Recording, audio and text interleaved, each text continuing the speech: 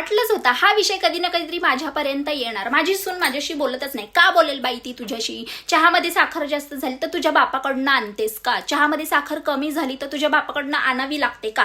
चपातीला डाग लागला तर चपाती करपलेलीच बनवली, चपातीला डाग नसला तर चपाती कच्चीच बनवली. तुझ्या आईने काही शिकवलंय का नाही? कपड्यांना ब्रश मारला तर कपड्यांना ब्रशच मारते, कपडे फाटतात अशाने. मग कॉलरचे डाग कसे निघायचे बाई? तुझ्यासारखा आमच्यात जीव नाहीये. कपडे सुकत घालताना त्यांना त्या वळकुट्या सुळकुट्या मळकुट्या काय पडल्या नाही पाहिजे. मग कपडे इस्त्री करून सुकत घालायचे. आणि एवढं होऊन पण जर तुझ्याशी गप्पा मारायला आलंच तर तू लेकीचं पोथी पुराण वाचायला सुरू करते. तुझ्या लेकीच्या थोबाडावरची माशी तरी हलते का बघ जरा. आणि तिच्या सासरकडच्यांचं सगळं सांगत बसते. तुझ्या घरात काय शिजतंय त्याचा वास घे ना. तुझ्या पोराला 36च्या 36 गुण आहेत ना, तो काय उधळतो ना त्याच्याकडे लक्ष दे. सगळ्या अपेक्षा सुनेकडनं ठेवायच्या नसतात. पोराकडनं पण काहीतरी अपेक्षा ठेवत जा. मग सुनेला टोमणे मारत जा. जरा टोमणे मारणं कमी कर, मग ती येईल तुझ्याशी बोलायला.